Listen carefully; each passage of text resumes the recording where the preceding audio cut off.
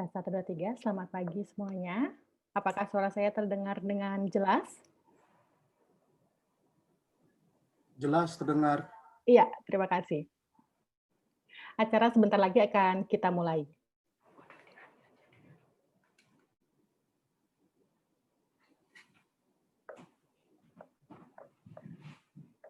Assalamualaikum warahmatullahi wabarakatuh. Salam sejahtera bagi kita semua. Shalom, Namo Buddhaya, Om Swastiastu, salam kebajikan. Selamat pagi dan selamat bergabung. Saya ucapkan untuk seluruh peserta pemutaran film Sejauh Ku Melangkah dan diskusi webinar Sejauh Mana Pelatihan Pendidikan Vokasional Sudah Memenuhi Hak Penyandang Disabilitas pada hari ini, Sabtu 23 Januari tahun 2021. Acara ini terselenggara atas kerjasama Alpai dengan tim Impact Campaign Film Sejauh Ku Melangkah dan Gambar Bergerak. Perkenalkan, saya Kadek Doi dari Divisi Perempuan Asosiasi Alumni Program Beasiswa Amerika Indonesia Alpai sebagai pewara dalam acara ini. Yang kami hormati pengurus Alpai, Bang Suparlan Lingga, beserta jajaran dan anggota. Yang kami hormati narasumber untuk film dokumenter Sejauh Ku Melangkah, Kak Ucu Agustin selaku sutradara dan produser, Kak Andrea Darmawan sebagai tokoh dalam film Sejauh Ku Melangkah, serta alumni yang menjadi narasumber tim ahli bidang ini dari Alpai, ada Ibu Valentina Soko Astri, ahli dalam pendidikan vokasional, dan ada Bapak Nur Syarif Ramadan, ahli dalam studi disabilitas, serta moderator Bang Yosa Nainggolan MPP, Expertise Alpai untuk hak-hak kelompok minoritas dan rentan. Mengawali acara hari ini, marilah kita menyanyikan lagu Indonesia Raya. Hadirin dimohon untuk berdiri. Kepada petugas, disilakan.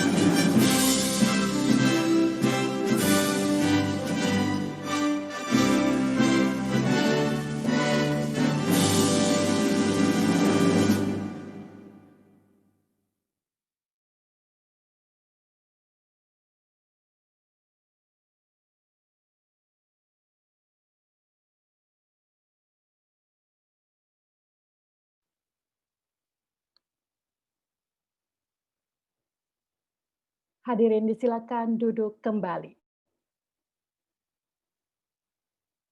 Sebagai pembuka acara secara resmi, mari kita dengarkan sambutan dari Sekretaris Jenderal Asosiasi Alumni Program Beasiswa Amerika Indonesia (ALPAI), Bang Suparlan Lingga. Untuk itu, disilakan. Ya, terima kasih Mbak Doi. Assalamualaikum warahmatullahi wabarakatuh.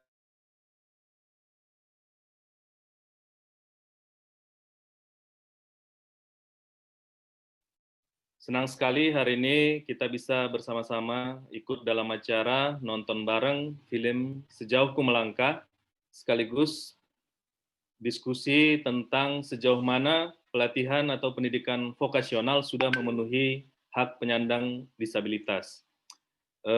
Acara hari ini merupakan kerjasama dari ALPAI dengan tim Impact Bergerak dan tim Gambar Bergerak.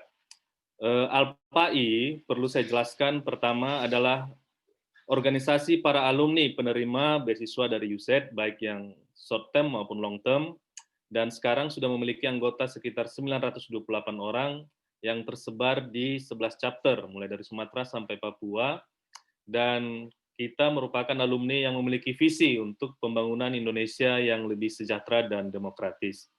Kami senang sekali juga hari ini ada beberapa Bapak Ibu dari yang kami hormati dari tim pembina dan juga penasehat ALPAI, para pengurus ALPAI dan teman-teman ALPAI yang tersebar dimanapun dan kebetulan ikut hadir di acara ini. Ini adalah salah satu kegiatan ALPAI yang kita selenggarakan sebagai bagian dari program Asosiasi Alumni Program Beasiswa Amerika Indonesia untuk membangun Indonesia yang kita cintai bersama-sama. Kita memiliki banyak kegiatan, terutama di masa pandemi ini lebih banyak dilakukan secara virtual. Dan hari ini adalah salah satu kegiatan yang saya pikir sangat penting dan kegiatan yang sangat menarik, dan kita menghadirkan langsung produser dan sutradara film Sejauh Ku Melangkah, yaitu Ibu Ucu Agustin, kemudian tokoh Kak Andrea, dan nanti ada pakar dari ALPAI yaitu Ibu Valen dan Pak Nur Sarif Ramadan, dan tentunya dipandu oleh Bang Yosa, pakar minority tentang kelompok minoritas yang juga sekaligus Ketua Umum ALPAI. Kami dari ALPAI mengucapkan terima kasih kepada seluruh teman-teman yang telah mempersiapkan acara ini, juga kepada rekan kami dari tim Impact Campaign dan tim Gambar Bergerak, dan terutama juga kepada para Bapak Ibu hadirin yang bisa mengikuti acara ini. Selamat mengikuti acara nonton bareng dan webinar. Terima kasih. Wassalamualaikum warahmatullahi wabarakatuh.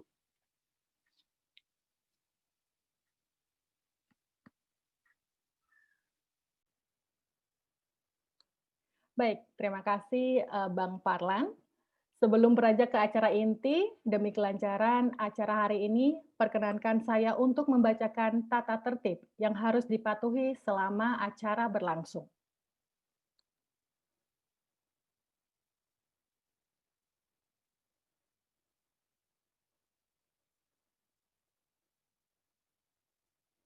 Tata tertib untuk pemutaran film dan juga diskusi.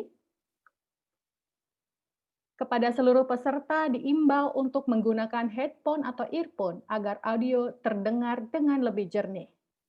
Peserta wajib menonaktifkan audio dan video selama sesi pemutaran film. Video boleh diaktifkan kembali saat sesi tanya jawab, dan audio boleh diaktifkan saat bertanya. Juru bahasa isyarat (JBI) akan terlihat di layar bersama dengan pembicara lainnya. Untuk melihat JBI secara penuh atau full screen, silakan klik kanan pada gambar dan pilih pin. Dalam hal ini ada Kak Randi yang akan membantu sebagai juru bahasa isyarat. Untuk alternatif menonton dengan kualitas gambar dan suara yang lebih baik, Anda juga dapat menonton di YouTube dengan mengklik tautan atau link yang akan disertakan di kolom chat. Lalu kembali ke ruangan Zoom untuk mengikuti sesi diskusi setelah film selesai.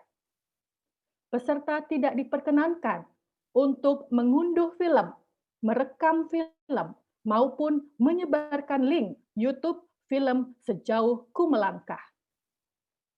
Jika Anda memiliki tanggapan dan pertanyaan, Anda dapat menyampaikannya pada kolom chat.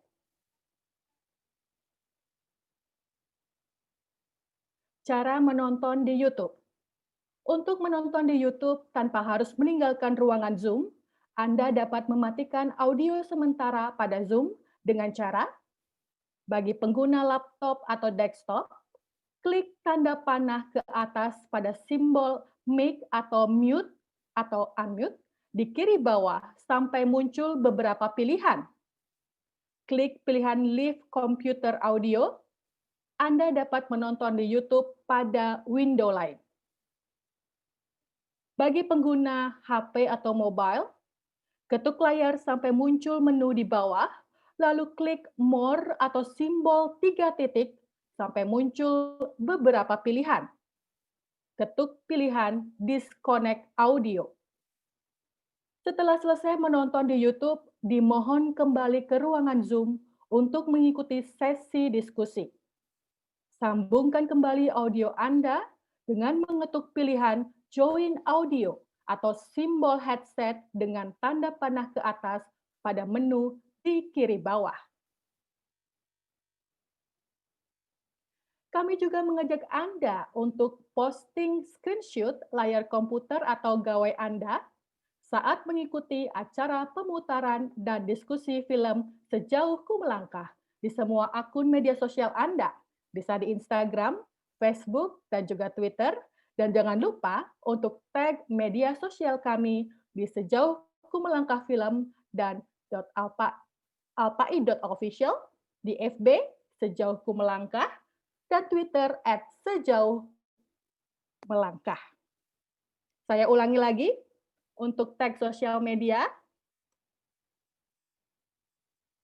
tag sosial medianya bisa ditampilkan kembali.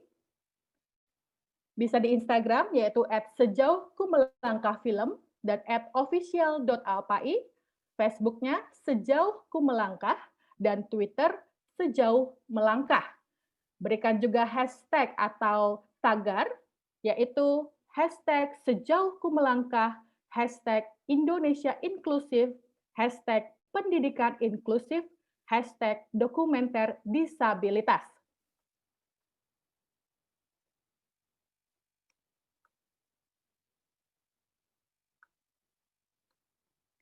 Demikian tadi peraturan dan tata tertib untuk kegiatan nonton bareng dan juga diskusi webinar pada hari ini.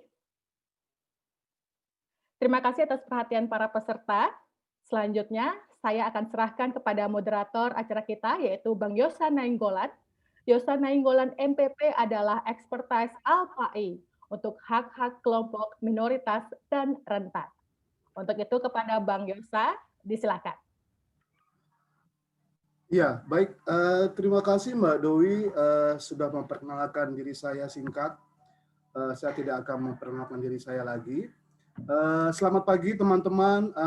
Selamat pagi Bapak Ibu yang sudah hadir di virtual Zoom ini untuk kita menyaksikan film dengan judul Sejauh Ku Melangkah, yang merupakan salah satu film yang menurut saya sangat inspiratif.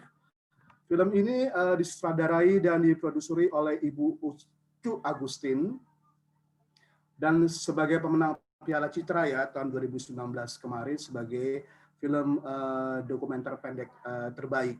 Jadi ini kesempatan buat kita menyaksikan film salah satu film terbaik ya yang ada di yang pernah diputar dengan isu penyandang disabilitas. Saya tidak akan menceritakan atau membacakan sinopsis. Saya yakin Bapak Ibu sudah dapat informasinya juga karena di kolom Google, di online itu sudah banyak sekali yang menceritakan atau mengisahkan film ini. Tadi Mbak Dewi sampaikan bahwa film ini memang hanya diputar untuk kegiatan diskusi dan di Zoom dan di YouTube. Jadi kita bisa menikmati bersama-sama. Setelah itu kita akan diskusi dengan kru filmnya, terutama kepada Mbak Ucu Agustin, dan di sini ada Mbak Dea. Andrea C. Darmawan. Ini betul ya nama saya ya. Beliau adalah remaja putri yang ada di Amerika yang menjadi tokoh film di dalam film dokumenter ini. Sebenarnya ada satu lagi Salsa, tapi untuk kesempatan kali ini beliau tidak hadir pada kegiatan kita. Baik, nanti setelah putar film, tadi saya sampaikan ada diskusi, kemudian ada tanya jawab, dan kita punya door prize. Jadi ini kesempatan juga buat para penikmat nobar dan peserta yang mengikuti diskusi untuk mendapatkan door prize kenang-kenangan atau souvenir dari Alpai. Jadi saya berharap kita bisa sampai di ujung acara bersama-sama untuk berdiskusi. Mungkin itu saja yang bisa saya sampaikan. Oh ya, kita sudah menyebarkan angket. Mohon angketnya mungkin disebarkan dulu ya sebelum putar film. Kepada petugas penyebar angket, silakan mengisi angket yang sudah disebarkan oleh tim dari tim Impact Campaign. Itu sudah ada di kolom chat. Jadi tolong diisi dulu. Nanti setelah putar film, kita juga ada angket lagi. Jadi angketnya kita ingin melihat apakah ada perubahan mindset dari teman-teman sekalian sebelum dan sesudah menyaksikan film. Saya persilakan untuk angketnya diisi dulu sebentar saja. Kemudian kita akan langsung menikmati film yang disutradarai dan diproduseri oleh Ibu Ucu Agustin. Kita tunggu sebentar ya.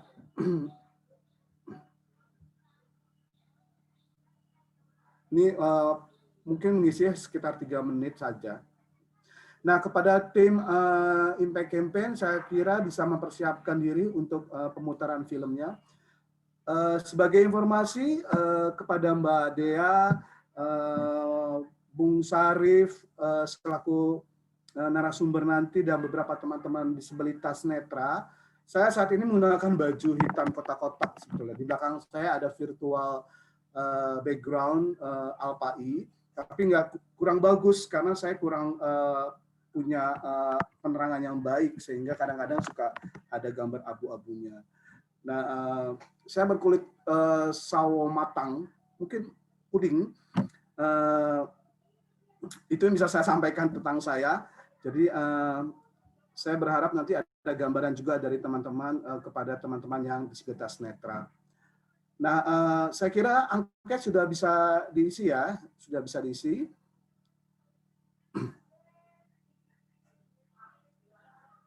Ya, tim Impact, apakah kita bisa mulai untuk memutar filmnya? Saya persilahkan.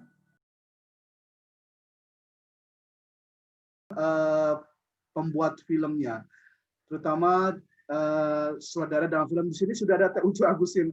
Halo Teh Ucu, apa kabar? Halo Mas Yosa, makasih teman-teman Alpai dan para alumni beasiswa Amerika Indonesia udah ngumpul pagi ini. Ya, di sana jam berapa Teh? Di sini jam 11 malam. Oh, aku agak khawatir sama Dea nih. Dea, are you okay? Ya Dea, bagaimana Dea masih bisa bertahan ya? Mudah-mudahan bisa dong. Dong. Ya. Baik Teh, mungkin sebagai awal, kalau boleh Teh Ucu bisa memberikan penjelasan ya. Sebetulnya apa sih motivasi Teh Ucu ketika membuat film ini? Kemudian yang lainnya adalah bagaimana proses pembuatannya, berapa lama, kemudian apa tantangannya, dan harapannya apa dari film ini setelah jadi dan bisa dinikmati oleh para penonton, terutama yang di Indonesia nih. Jadi ini sangat menarik soalnya. Jadi mungkin Teh Ucu bisa, saya sebutnya Teh Ucu ya. Boleh, iya. Ya Teh Ucu. Iya.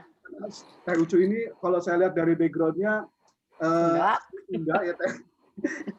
Teh Ucu ini adalah sebetulnya background-nya seorang jurnalis, selain membuat film dokumenter, saya nyontek ya ada tulisannya. Pendidikannya dari Universitas Islam Negeri Syarif Hidayatullah Jakarta. Nah, kita juga patut bangga karena Teh Ucu dengan film ini memenangkan Piala Citra untuk film dokumenter pendek terbaik ya Teh tahun 2019. Ya, hore. Semoga ada film-film Makasih. menarik untuk bisa kita saksikan. Baik Teh, bisa mana tadi proses pembuatan dan motivasinya seperti apa ketika film ini. Saya persilakan layarnya diserahkan kepada Teh Ucu. Tapi Mas Yosa, kalau ditanya satu-satu juga boleh ya. Kayak tadi banyak. Jadi saya senang tuh kalau misalnya kayak apa namanya satu-satu aja. Pertama apa tadi motivasi atau motivasi ya.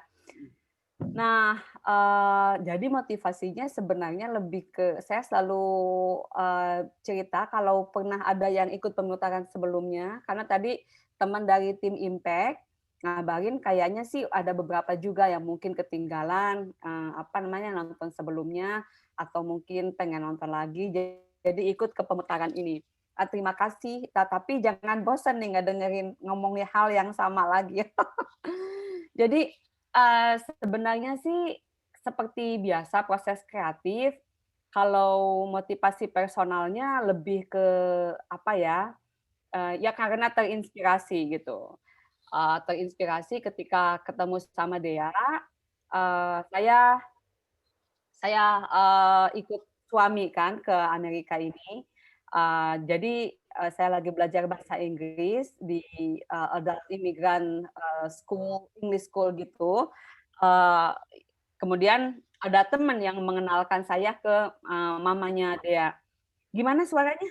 Bagus apa enggak? Bagus kok. Oke. Nah, kemudian saya ketemu dengan Dea, pertemuan pertama lagi apple picking, terus perjalanan pulang kalau nggak salah ya Dea. Ya Dea cerita tentang bagaimana Dea ikut program live summer camp. Jadi Dea ikut program ini atas kemauannya sendiri, dimotivasi oleh gurunya, karena Dea berpikir kan sama dengan guru tersebut. Dea pikir, iya ya gitu, apa namanya, aku kalau di rumah banyak yang memfasilitasi, tapi gimana kalau aku sendiri? Karena selalu diingetin kayak, gimana kalau apa namanya, mama, papa udah nggak ada, kayak gitu, atau nggak ada siapa-siapa anggota keluarga yang ngebantu.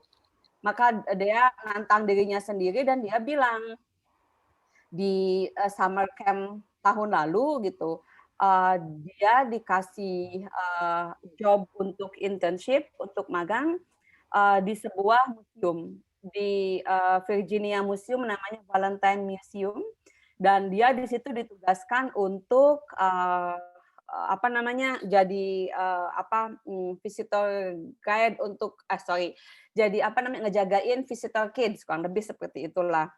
Nah, kemudian dia cerita kalau misalnya dia kemudian bilang, "Aduh," gitu, ke pengelola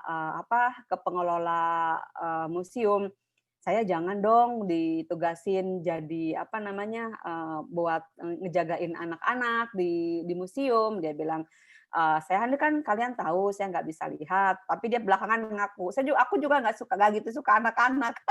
Dia bilang gitu. Tapi apa namanya, ya kemudian dia minta ke pengelola atau yang ngasih dia job untuk internship untuk mengirimkan email visitor guide museumnya seperti apa. Nah dari situlah mulai cerita dan yang membuat saya berpikir wah ini anak gitu masih muda umur 16 boleh banget gitu.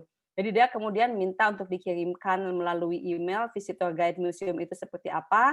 Terus dia bilang saya coba edit supaya museum guide-nya, museum tour guide-nya bisa lebih aksesibel untuk penyandang disabilitas gitu. Pengelola museumnya kemudian gitu. Oh iya ya, kok kita nggak kepikiran gitu. Terus dan dari situ saya ngelihat wah Dea nih walaupun baru umur 16 udah bisa jadi advokat untuk dirinya sendiri, komunitas disabilitas dan orang-orang kayak kita gitu yang non disabel dan orang-orang tuh nggak kepikiran. Ya waktu itu yang selalu saya ingat karena tahun 2016 berarti itu tahun 2016 waktu dia kejadian karena saya ketemu dia tahun 2017. Jadi itu kan 2017 Juni ya Dek ya dan kita ketemu September kayaknya. Dan itu tuh Trump lagi sangat apa namanya? Sorry, oh nanti kamu koreksi aku ya. Dan itu Trump lagi sangat tidak ramah terhadap imigran waktu itu. Jadi isu konteks sosial juga masuk dalam pertimbangan saya. Nah, kemudian setelah kayak apa namanya filming mulai berjalan produksi, ya saya hanya berpikirnya, oh iya juga ya dari tahun 2013 saya terakhir bikin film pendek dan film pertama saya tentang apa namanya teman-teman disabilitas tentang anak low vision dan apa namanya teman-temannya di sekolah Rawinala, sekolah untuk Dwi Tuna. Sejak saat itu sampai dengan tahun 2018 ketika saya mulai riset dan praproduksi film ini, saya berpikir, loh kok apa namanya memang masih kurang referensi audio visual untuk tema-tema dan isu disabilitas gitu. Ya katakanlah apa namanya kalau saya cuma bilang kenapa nggak kita klaim layar dengan mengisi apa namanya cerita-cerita yang terkait dengan teman-teman disabilitas yang sepertinya masih underrepresented voices untuk ditampilkan di apa namanya di layar-layar umum dan general gitu. Gitu dulu, Mas Yosa gimana? Ya, kalau berapa lama sih Teh pembuatan film ini secara keseluruhan dari mulai awal sampai bisa ditayang ke publik? Jadi ini apa namanya? Kalau proses riset itu saya selalu bilang ke karakter, saya lagi riset gitu, riset praproduksi. Tapi saya sambil riset visual. Jadi saya ambil gambar, tapi belum tentu yang ini akan dipakai. Karena ketika produksi nanti akan beda gitu treatmentnya. Kalau produksi udah pasti akan dibikin, berarti kan pasti akan jadi. Jadi waktu itu saya apply ke Ifden Shorts dari program Tribeca Film Institute di New York, karena mereka lagi apa namanya extended program. Sebelumnya mereka punya program Ifden Short ini program film pendek yang apa namanya memfasilitasi para pembuat film. Awalnya itu cuma di Midwest, Mid Amerika, East Coast, West Coast, dan Eastern Europe. Tahun 2018 mereka bilang mereka mau extended ke Southeast Asia. Maka saya apply dan saya bilang ke mamanya Dea juga ke Dea apa namanya kita lihat dulu ya perkembangannya gitu. Nah, kemudian ternyata dari 111 story dari Southeast Asia, mereka ambil 16 story. Bulan Maret saya diundang ke Indonesia untuk pitching, tapi belum apa namanya belum final dipilih. Jadi mereka mengharuskan kita untuk kalau terpilih 16 nanti dipilih 10 gitu, 10 baru dipilih 4. saya agak bosan untuk kompetisi dan pitching terus, tapi gimana ya. Nah, apa namanya kemudian saya bilang ini belum tentu ya saya akan produksi, saya pikir itu. Karena kan kadang kalau sendirian terus tidak memiliki target ya, maksudnya tuh harus selesai kapan gitu. Kadang itu kita berkolaborasi dan kita punya partner atau kita punya lembaga yang kayak membantu kita untuk menyelesaikan apa yang udah kita mulai, itu kadang kita lebih punya target dan tujuan. Nah, waktu itu saya cuma bilang seandainya saya boleh ikut live summer camp gitu, yang awalnya dia nggak mau diikutin, apa namanya, tapi akhirnya dia bersedia untuk bagi ceritanya di live seperti apa dan kita bisa lihat di summer camp-nya. Nah, waktu itu saya cuma bilang kalau kita dapat izin dan dibolehkan untuk apa namanya ambil gambar di Virginia Rehabilitation Center for the Blind and Visually Impaired, apapun yang terjadi walaupun nggak dapat di Ifden Short, walaupun nggak menang di pitching bulan Agustus di Bali, saya bilang kayaknya saya akan nyicil jadi proyek personal gitu. Jadi kurang lebih kayak apa namanya antara riset menuju praproduksi menuju produksi itu dari let's say kurang lebih 7 bulan, kemudian produksi bulan Agustus sampai dengan Agustus 2018 sampai Februari 2019. Jadi kayak saya harus ketika menang di Ifden Short saya punya waktu untuk menyelesaikannya selama 6 bulan. Jadi dari 2018 sampai dengan Februari 2019 saya bolak-balik tuh kayak 4 kali atau 3-4 kali sepertinya bolak-balik. Tapi ternyata itu belum selesai karena saya juga harus cari sponsor lagi untuk color grading dan sound mixing gitu. Karena ya saya mengerti lah kalau misalnya udah masuk di Tribeca Film Institute udah kayak let's say internasional gitu. Saya juga pengen yang proper, tapi mahal. Jadi saya cari-cari sponsor. Kemudian ada studio Studio Super Egg 55, tapi waktu itu ya biasa ya, saya dapat sponsor dari mereka, tapi lagi sibuk untuk Bumi Manusia katanya. Jadi oke, terus juga dapat sponsor dari Crossfade, sama dia juga lagi sibuk Gundala atau apa gitu. Saya nunggu aja deh, kita sabar ya. Sambil saya nunggu, saya submit dan saya cari festival di mana ini launching. Kemudian launching September di Indonesia Forum Film New York 2019. Kemudian ada di beberapa festival dan Desember dapat Piala Citra gitu. Kurang lebih seperti itu, Mas Yosa. Ya, kalau saya tadi catat dari praproduksi ya, riset, praproduksi, produksi sampai dengan launching dan dapat Piala Citra itu ada sekitar 1,5 tahun nih Teh Uci. Tahun, iya, 1,5 tahun. Jadi untuk mendapatkan film terbaik, ini inspiratif banget nih. Untuk mendapatkan film yang baik seperti yang Teh Uci buat, ini harus riset dulu ya Teh ya, supaya kita bisa lebih menjiwai ya filmnya ya Teh. Ya, jadi paling pertama kita sendiri harus tahu apa yang mau diceritakan, karena aspeknya kan banyak. Misalnya saya pilih di sini persahabatan, dan saya bilang ke Dea dan ke Salsa gitu, kita akan ambil untuk youth dengan disabilitas ya, gitu, difabel youth lah gitu, tunanetra remaja gitu. Temanya mungkin kita persahabatan gitu. Jadi ketika pertama kali pitching juga selalu kalimat remaja itu muncul, remaja gitu. Itu adalah masa di mana kita tidak tahu mau kemana gitu, kita nggak mengerti apa yang akan kita lakukan, kita menuju ke apa di depan kita gitu. Tapi dua teman muda kita gitu, Andrea dan Salsa, menurut saya dalam cerita tidak ragu untuk mengambil langkah, yaitu mereka pengen mandiri. Ya kita bisa lihat sendiri, dia challenge dirinya untuk berada jauh dari keluarga, walaupun difasilitasi dia pengen tahu dirinya, dan Salsa ya pengen sekolah gitu, pengen sekolah yang sekolahnya campur dengan orang-orang non disabilitas gitu, karena Salsa paham sekali dari kecil neneknya yang sudah almarhum selalu bilang, kamu kalau lebih cepat bergaul atau bersama untuk berinteraksi dengan orang-orang yang nggak buta atau orang awas, lebih baik untuk jendela pengetahuan tuh ada di sana dan itu tidak tertutup hanya karena mata kamu buta. Kurang lebih gitulah neneknya bilang. Oke, terima kasih Teh.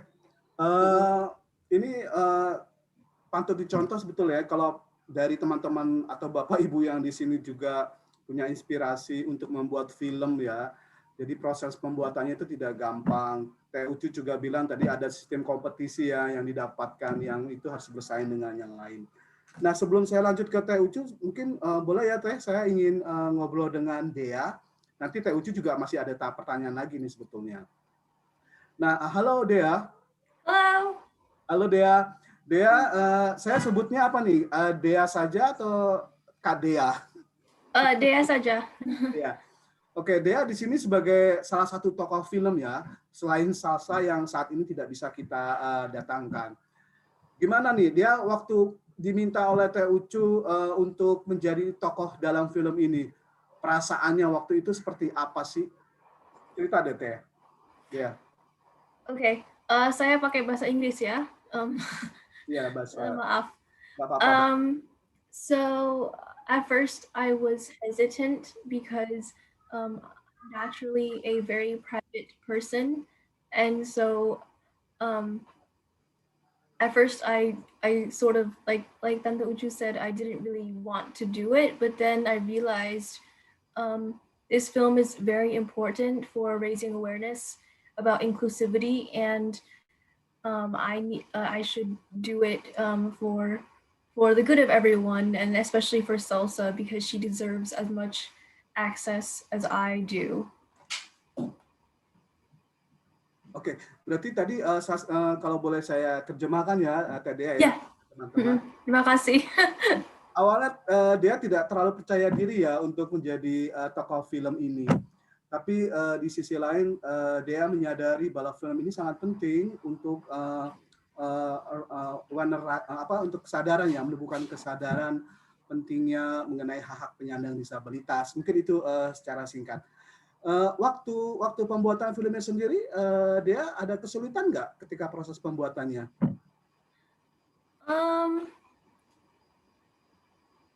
Not really. I mean, just like the initial,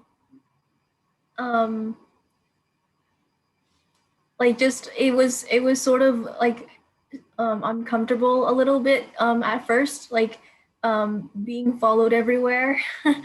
But you know, you get used to it after a while, and so it works out in the end.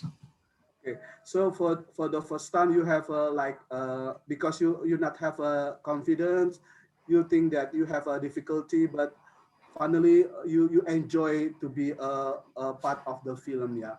Nah, saya mau ke Teh Ucu lagi nih. Teh, kendalanya sih apa sih ketika membuat film ini? Kan tuh ada gambar soal kapital tuh. Saya membayangkan kalau film itu diambil tuh bulan lalu tuh, lagi ada huru-hara aja. Tanyain sama Dea tuh.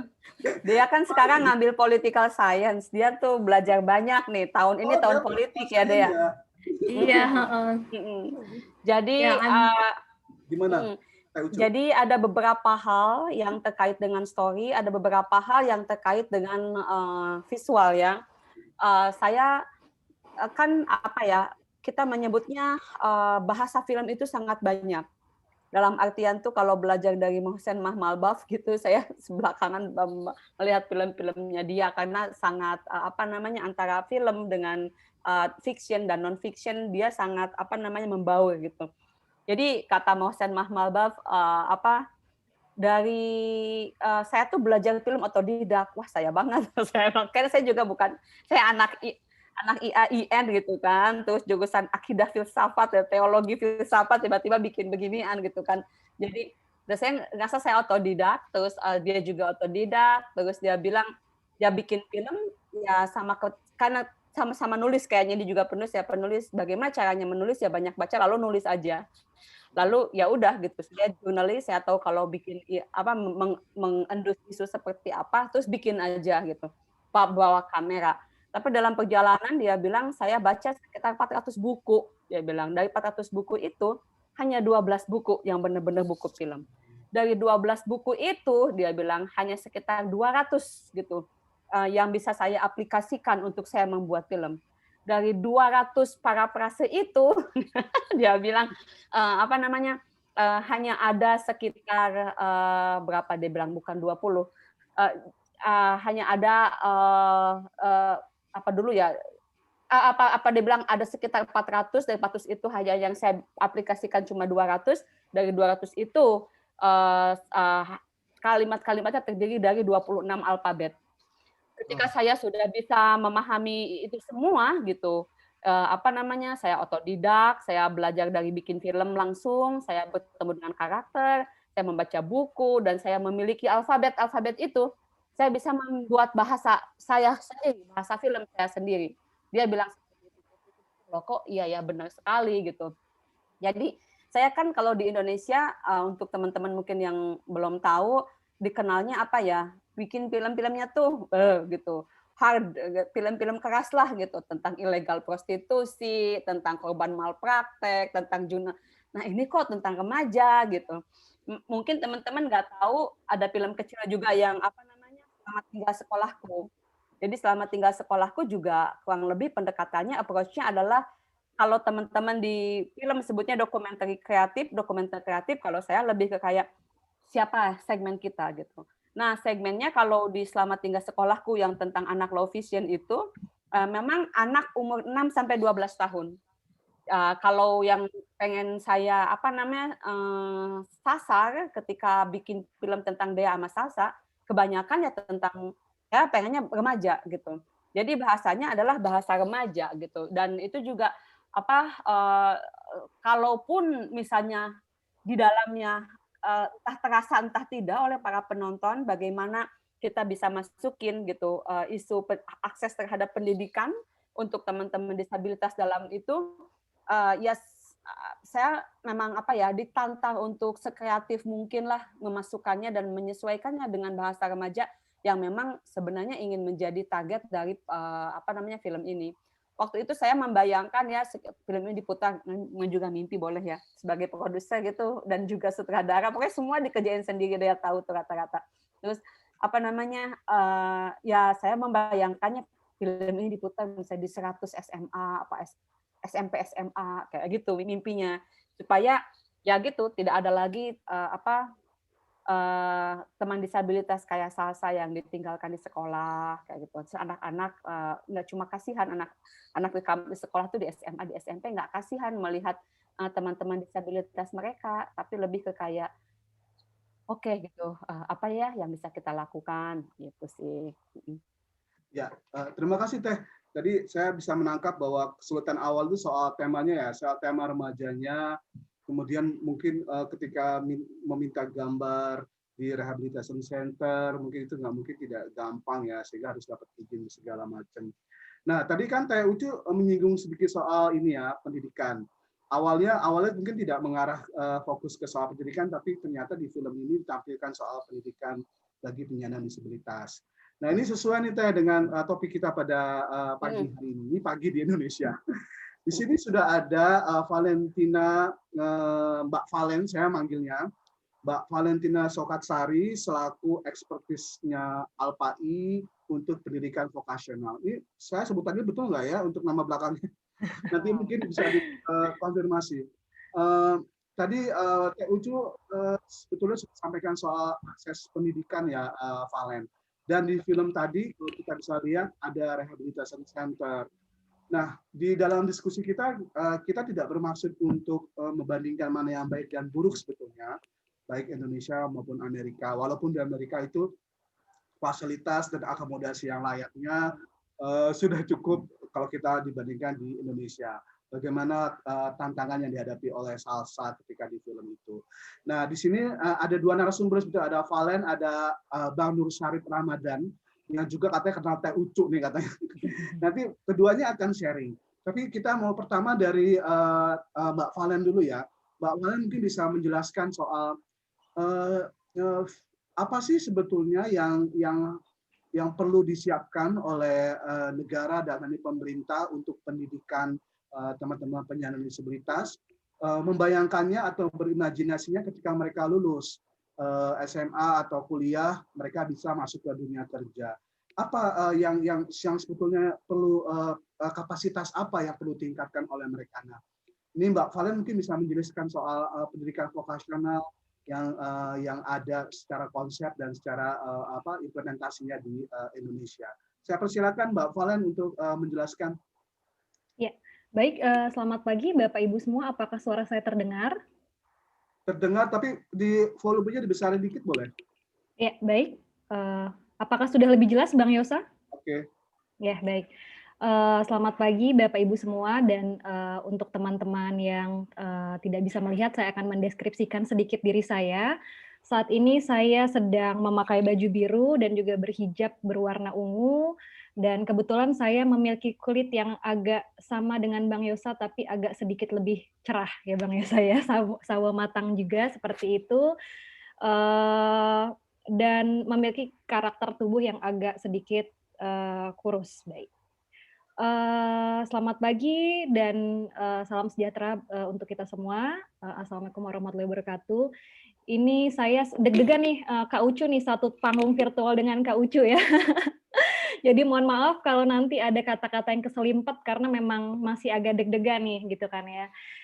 Dan juga yang saya hormati tim dari Alfai, ada Bang Yosa Nainggolan dan juga Bang Suparlan Lingga ya selaku sekjen dari Alfai, Ibu MC yang saya hormati, Ibu Kadek Doi, dan juga tim dari Impact Sejauh Kumlangkah dan teman-teman semua di sini yang tidak dapat saya sebutkan satu persatu. Dan tentunya untuk Mbak Dea, Andrea Darmawan, saya udah 2 kali nonton nih filmnya dan sangat takjub ya dengan Mbak Dea dan juga Mbak Salsa yang sangat bisa melampaui batas seperti itu. Baik, Bang Yosa dan Bapak Ibu semua, ini saya ada sedikit presentasi file PPT. Apakah boleh di ini ya di share screen? Silakan, Baik, silakan. ya. Sebentar.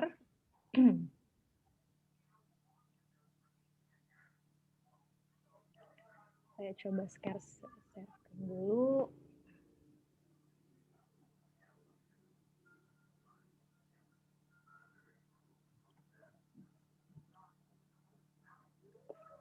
Apakah sudah terlihat Bapak Ibu semua?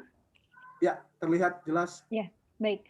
Pada kesempatan kali ini saya akan sedikit memberikan informasi mengenai pendidikan vokasi di Indonesia.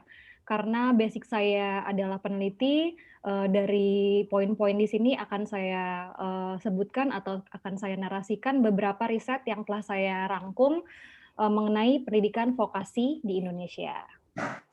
Sebelum kita mulai, halo Bapak Ibu semua, salam kenal ya. Tadi sudah disebutkan sama Bang Yosa nama saya, mungkin nama akhirnya agak sedikit keliru Bang Yuka, bukan Sukosari tapi Soko Astri, Valentina Soko Astri, Bapak Ibu tapi bisa memanggil saya dengan sebutan Valen. Saya merupakan pemerhati pendidikan dan juga konsultan pendidikan vokasi dan pendidikan karakter di Indonesia. Kaitannya dengan isu penyandang disabilitas, akan saya sampaikan bahwa saya juga memiliki keterkaitan yang cukup erat, karena adik kandung saya juga penyandang disabilitas, Mbak Ucu dan teman-teman semua, adik kandung saya itu penyandang disabilitas tunarungu. Jadi saya agak sedikit bisa bahasa isyarat nih Mas Randy. Baik, langsung saja ya, untuk mungkin komunikasi saya aktif di Instagram dengan @sokoastri. Nanti bisa komunikasi di sana jika kedepannya ada komunikasi yang lebih intens seperti itu.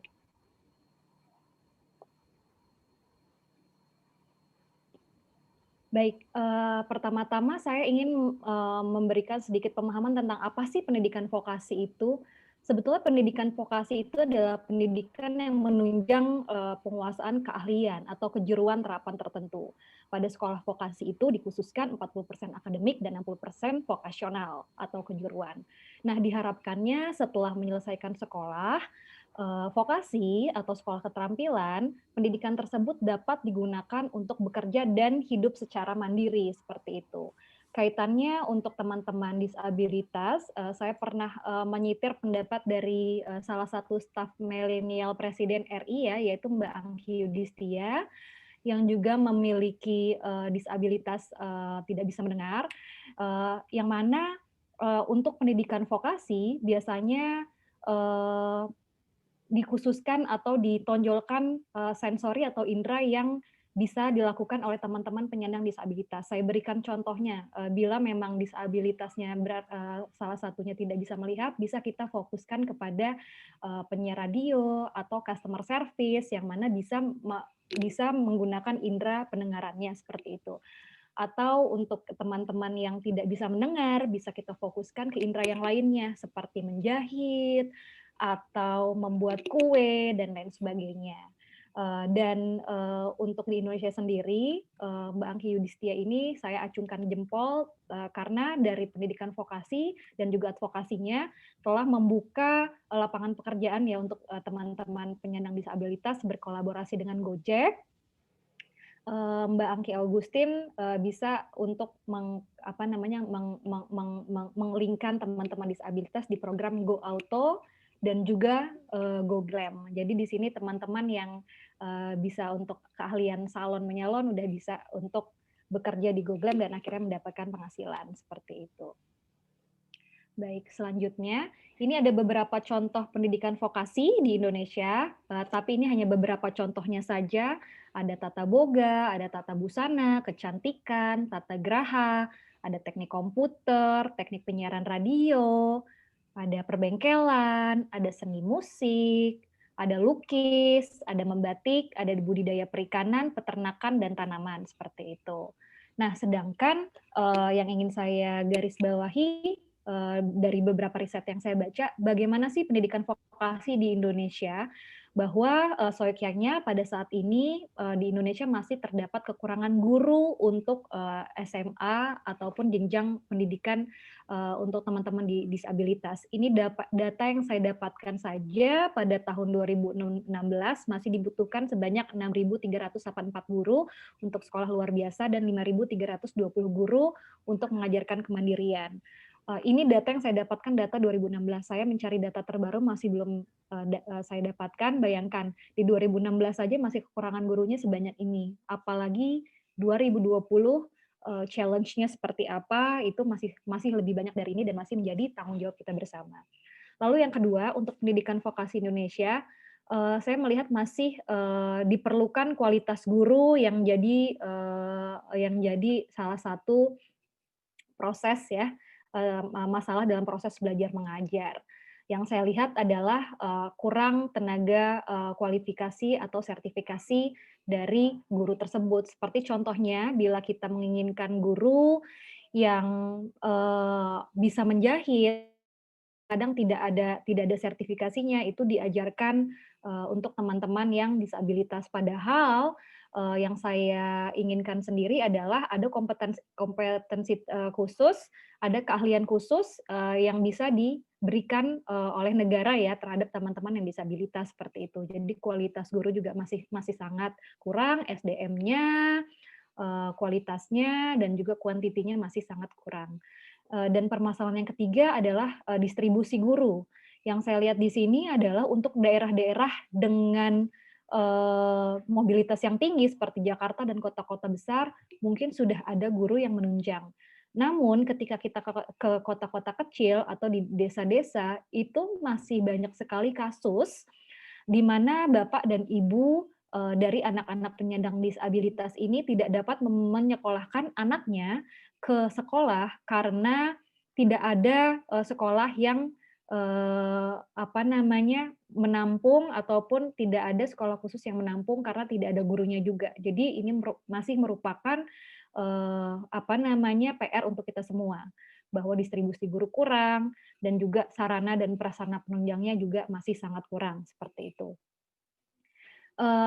Dan juga di sini saya ingin menitik beratkan ternyata guru-guru pendidikan vokasi baik itu di sekolah luar biasa dan juga sekolah kemandirian ataupun sekolah inklusif masih mendapat beberapa kendala ya. Salah satunya adalah penerapan bahan ajar yang tidak sesuai dan juga tujuan pembelajaran belum dirumuskan. Yang ketiga adalah strategi pembelajaran masih terbatas keterampilan saja, tapi selanjutnya mau apa itu masih belum bisa dipraktekkan dengan baik. Salah satu contohnya adalah untuk kerajinan menjahit. Ya sudah hanya diajarkan menjahitnya saja. Setelah menjahit, produknya ini mau siapa yang membeli, pasarnya di mana, masih belum tersedia atau masih belum menjadi tujuan ke depan seperti itu. Masih ada beberapa PR-PR yang kita perlukan seperti itu. Nah, yang kelima adalah penilaiannya juga masih berorientasi untuk mengisi nilai rapor. Jadi bukan tidak ada ya, masih sedikit sekali seperti adanya pameran untuk teman-teman penyandang disabilitas ini, misalnya menjual salah satu kerajinannya dan lain sebagainya. Dan yang terakhir yang tadi sudah saya sampaikan juga SDM-nya juga belum memiliki penguasaan materi yang cukup lengkap dan juga isu tentang disabilitas itu sendiri. Baik, ini terakhir dari film yang saya tonton. Saya sudah 2 kali menonton nih, Mbak Ucu, dan juga masih saat ini masih sangat-sangat deg-degan sekali ya untuk melihat film ini. Memang benar-benar bisa membukakan mata kita. Yang saya lihat dari sosok Salsa dan Dea, Salsa di Indonesia, Dea di Amerika, yang pertama adalah kualitas guru.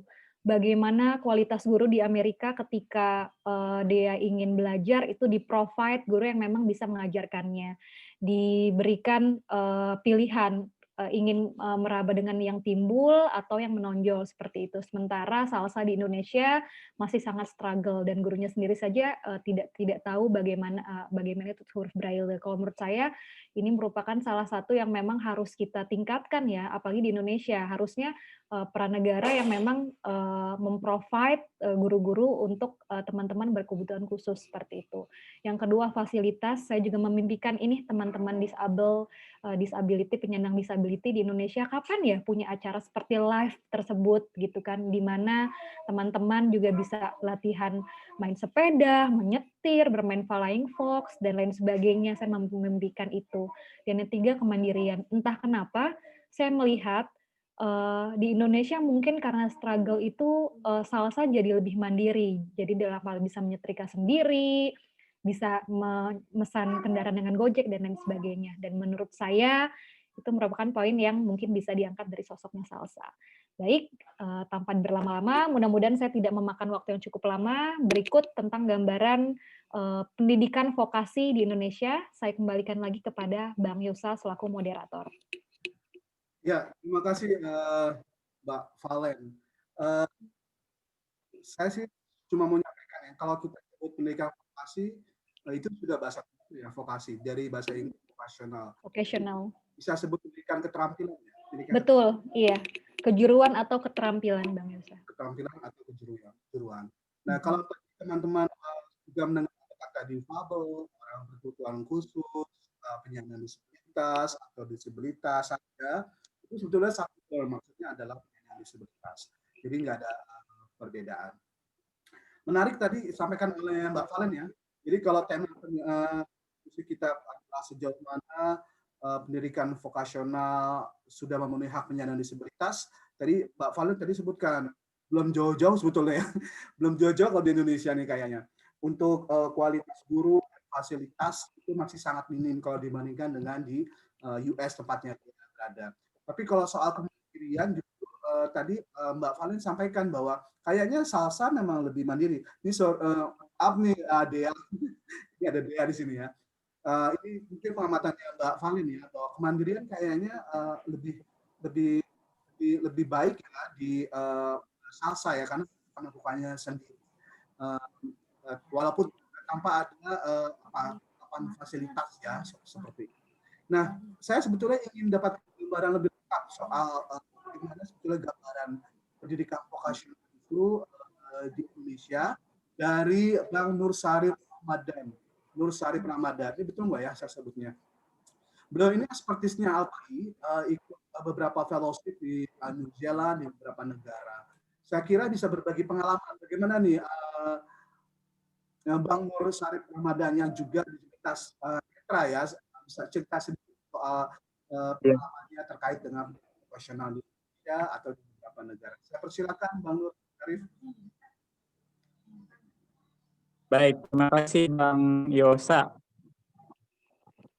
Apakah suara saya terdengar dengan baik? Terdengar. Oh, baik. Terima kasih sebelumnya teman-teman Alpai sudah memberikan kesempatan kepada saya untuk sharing di forum ini, di Zoom ini. Mbak Ucu juga moga-moga nggak bosan-bosan juga kemarin. Kebetulan kami satu forum lagi di salah satu nobar juga yang diorganisir oleh salah satu komunitas literasi di Makassar. Nah, menarik sebenarnya di diskusi kita pada siang hari ini. Pertama-tama mungkin saya perlu sampaikan bahwa saya adalah seorang disabilitas.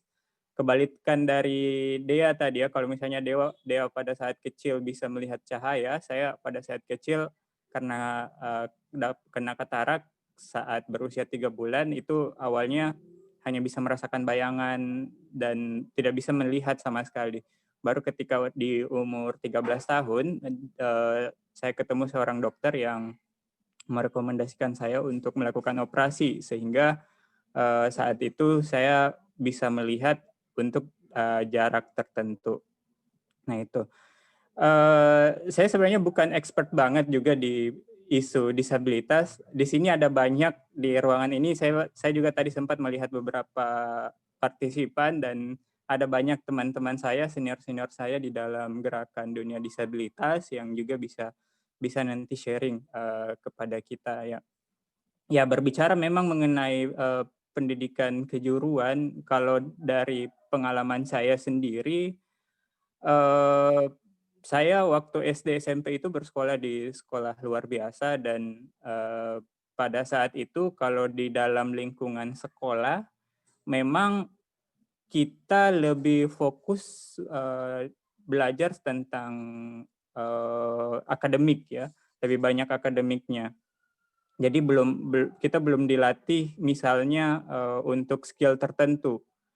Barulah kemudian misalnya beberapa teman-teman disabilitas di Indonesia misalnya, kalau untuk tunanetra misalnya, ketika misalnya mereka sudah menyelesaikan pendidikan formalnya, kadang ada yang 9 tahun, 6 tahun, ada juga yang 12 tahun, kadang ada di antara mereka yang memilih untuk mengambil keahlian tertentu. Misalnya ada yang mengambil skill mijit ataupun belajar musik ataupun keterampilan lainnya di beberapa lembaga rehabilitasi sosial yang kalau di Indonesia kalau saya tidak salah itu berada di bawah naungan Kementerian Sosial. Itu.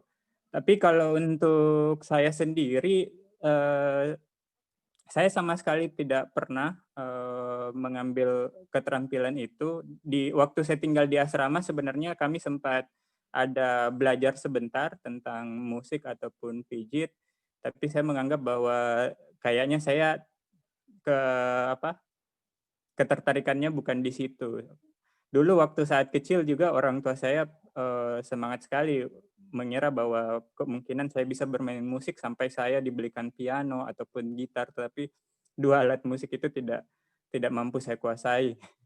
Jadi saya fokus di sekolah saya. Ketika misalnya masuk SMA, barulah kemudian saya mencoba untuk belajar di sekolah umum, di sekolah non disabilitas, di mana di sekolah itu hanya saya yang disabilitas. Tantangan terberatnya mungkin hanya pada di awal saja, tetapi lama-kelamaan alhamdulillah saya bisa melewati itu. Kemudian kuliahnya juga saya kuliah di ilmu keguruan.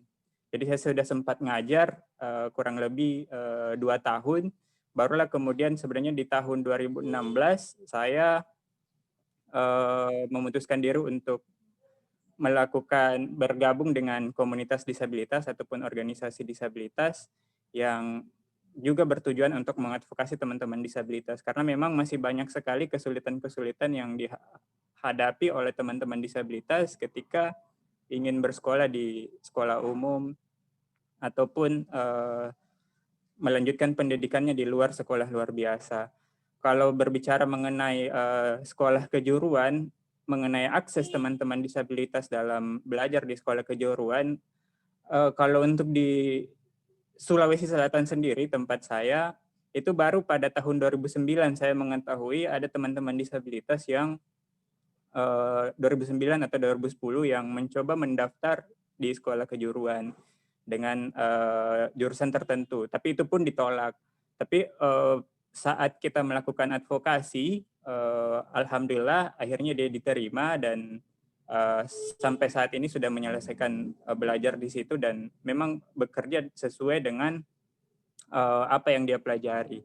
Dia kebetulan mengambil otomotif dulu di SMK dan sekarang dia punya tempat kerja sendiri yang sesuai dengan skillnya dia. Nah itu sebenarnya yang masih kurang kita peroleh di Indonesia. Kadang kalau misalnya kita berbicara tentang disabilitas, kita selalu memikirkan yang khusus-khusus saja. Kita kebijakan itu jarang misalnya mengupayakan bagaimana supaya teman-teman disabilitas bisa berbaur dengan anak-anak yang lain.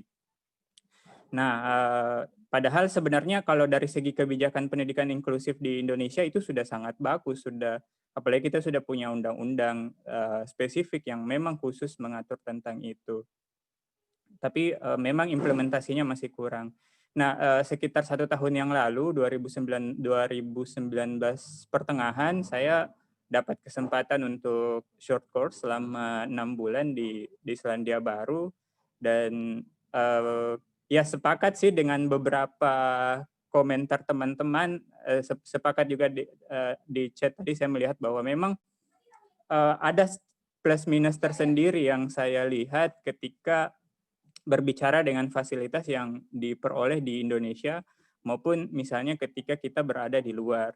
Misalnya karena di Indonesia kita belum punya fasilitas yang mendukung, secara otomatis itu memotivasi kita untuk lebih mandiri. Tetapi ketika misalnya berada di luar, karena banyaknya fasilitas yang sudah tersediakan, ya kadang kita merasa tergantung juga dengan apa yang sudah dibuat itu. Itu juga yang saya alami ketika berada di Selandia Baru.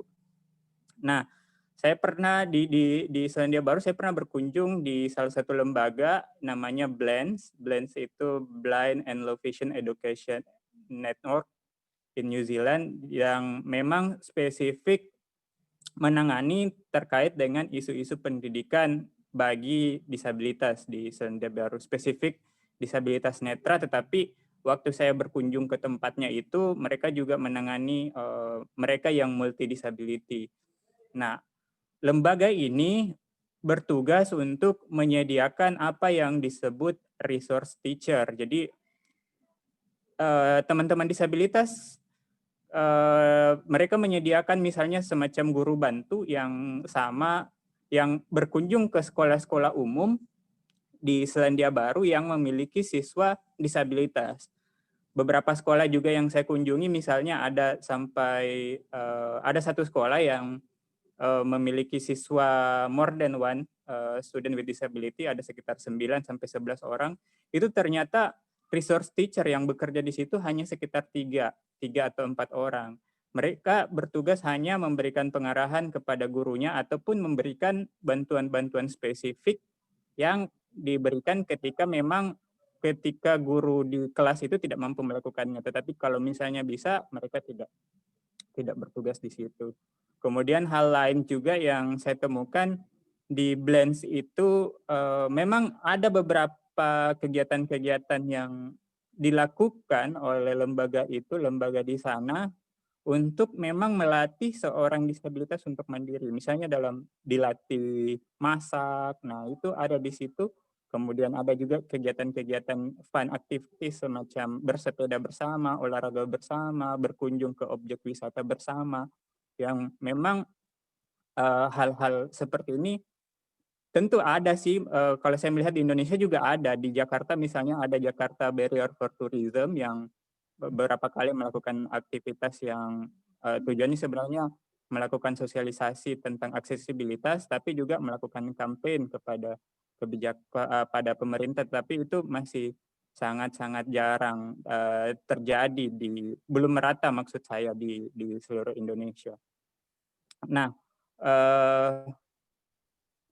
saya sangat senang juga dengan pemutaran film ini. Memang sudah sangat menggambarkan bagaimana kondisi realita yang dihadapi oleh teman-teman disabilitas di Indonesia. Saya berharap bahwa nantinya dengan film ini bisa meningkatkan kesadaran para penonton, baik itu misalnya kita yang non-disabilitas, untuk lebih memikirkan atau dapat memfasilitasi teman-teman disabilitas dalam aktivitas sehari-hari. Kadang itu kan saya berpikir begini, kalau spesifiknya misalnya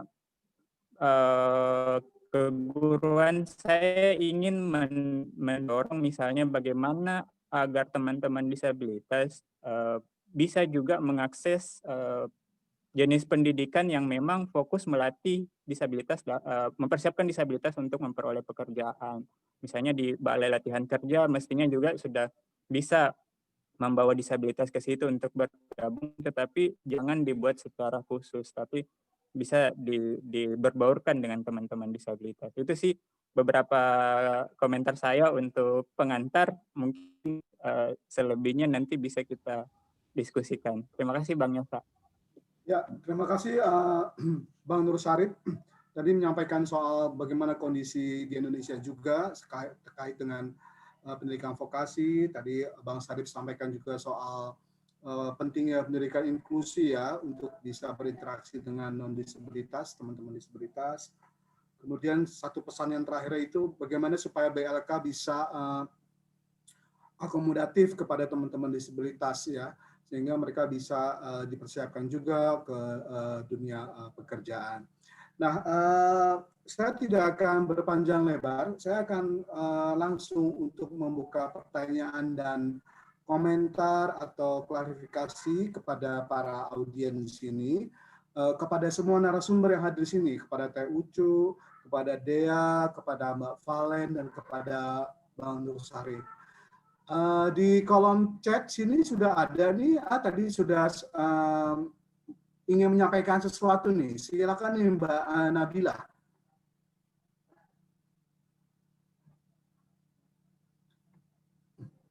Halo Mbak Nabila.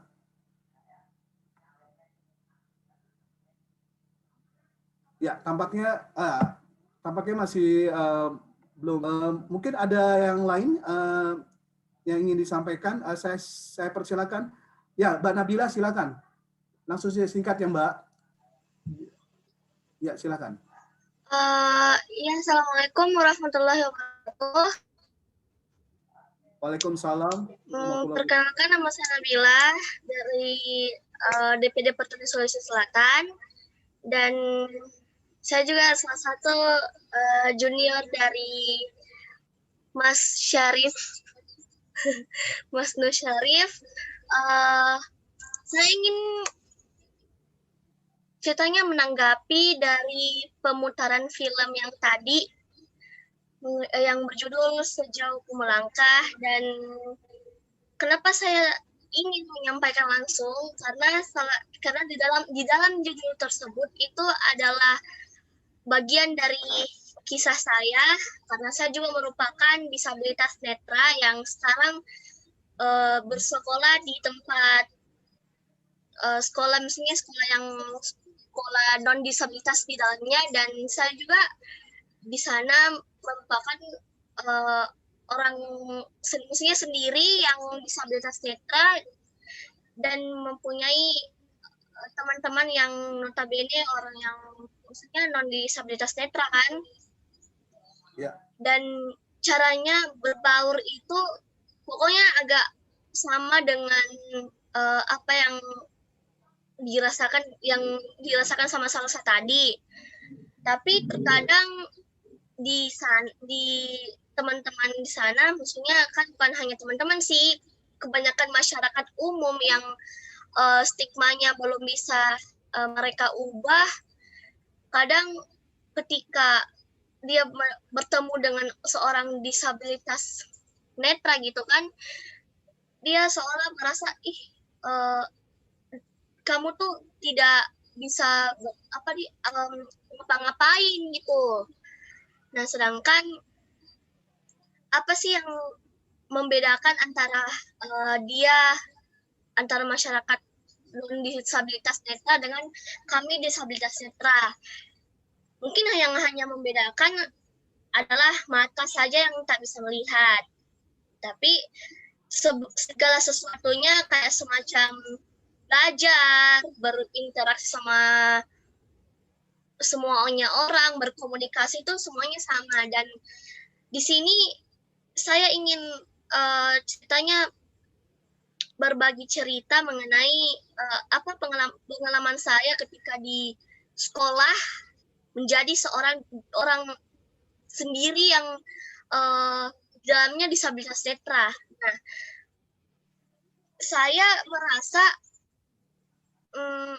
cukup sepertinya kayak dihargai gitu, cuman kadang kan namanya orang yang belum paham tentang gimana sih cara belajarnya. Contoh kayak tadi kan di pemutaran film Sejauh Ku Melangkah itu kan ada yang saya dengar, gimana sih caranya kita ngajar salsa ini, sedangkan dia mempunyai tatanan belajar yang berbeda dengan kita.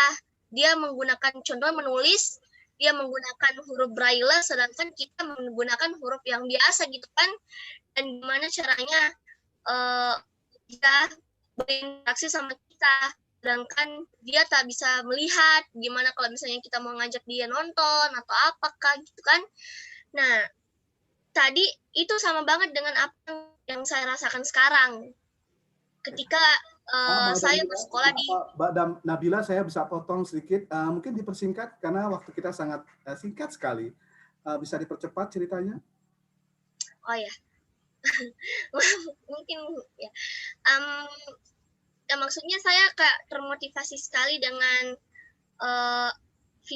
pemutaran film tersebut karena itu bagian dari kisah saya juga. Dan mungkin penambahan sedikit cerita, maksudnya penambahan ceritanya mungkin bisa ditimbulkan dalam film tersebut bahwa disabilitas umum, maksudnya disabilitas bukan hanya disabilitas netra kan, disabilitas itu bukan, maksudnya tidak serta-merta seperti orang yang terlihat lemah, tapi disabilitas netra juga bisa berinteraksi dan berkomunikasi serta bekerja dengan orang-orang yang non disabilitas kita. Baik, ya. Dapat poinnya nih Mbak Nabila, kita dapat poinnya. Jadi Mbak Nabila sampaikan soal apa kondisi di Indonesia, di Alam ini sendiri, bahwa selama ini masih ada stigma dikit soal bahwa mereka dianggap tidak mampu ya, sehingga ada diskriminasi. Tapi Mbak Nabila juga sampaikan, kita di sini bukan hanya disabilitas netra ya, tapi juga ada disabilitas lain yang juga mengalami hal yang sama. Nah, di kolom chat ini masih ada pertanyaan lagi sepertinya. Di sini dari Trio Jateng ya. Ini siapa nih Trio Jateng?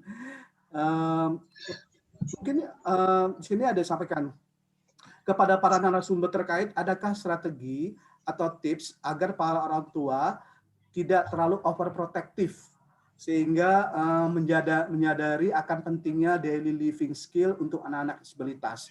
Nah, ini mungkin bisa ditanya kepada Mbak Valen, Teh Ucu, atau Dea mungkin bisa sampaikan soal itu.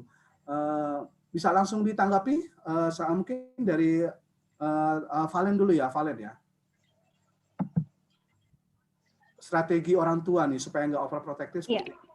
Baik, terima kasih atas pertanyaannya. Tadi dengan Ibu siapa yang bertanya, Bang? Tadi yang pertama Nabila, yang kedua Trio Jateng. Saya nggak tahu Trio Jateng. Trio Jateng, ya baik.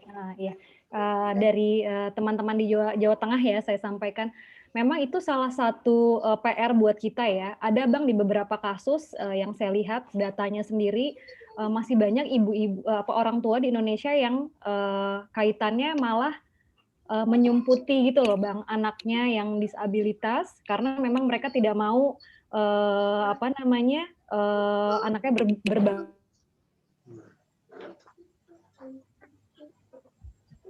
Halo, Valen. Ya kayaknya terputus ya Valen ya. Mungkin sambil nunggu Valen, saya mau langsung ke Dea aja deh. Dia menanggapi. Dea selama ini gimana nih? Overprotective dari orang tua atau seperti apa? Saya sih advice-nya maksudnya just sort of like emphasize like your boundaries. So like for example, karena pandemik ini orang tua tidak boleh masuk ke dalam residence hall, jadi nggak ke asrama aku.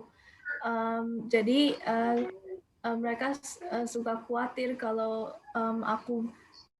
kalau nganterin aku balik ke asrama karena aku suka bawa banyak barang kan. Jadi tapi kan karena pandemik benar-benar tidak boleh orang masuk. Terus aku harus ingetin keluarga aku kayak ini aku bisa kok, aku nggak apa-apa, aku bisa bawa barangnya ke dalam sendiri. Maksudnya ini bener nggak ada exceptionnya ke ini, maksudnya just percaya aku bisa, terus aku capable.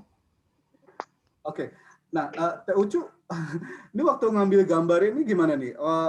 Tanggapan orang tua terhadap Dea nih yang menjadi tokoh film ini, apakah memang orang tua menyanggupi langsung atau wah hati-hati nih filmnya jangan-jangan nanti menyulitkan dia.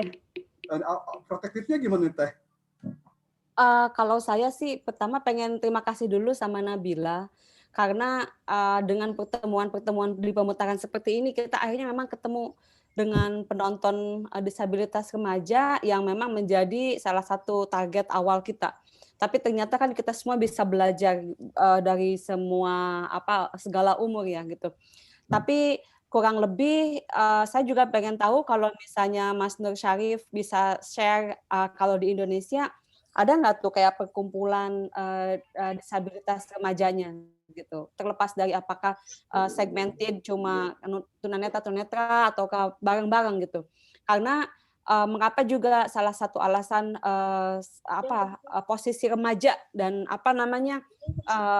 masa transisi dari bukan kanak sebutnya itu adult ya, pra dewasa dan menuju dewasa gitu. Ini sangat penting menurut saya, terutama ya tadi itu juga yang Dea mintakan ke orang tua, trust.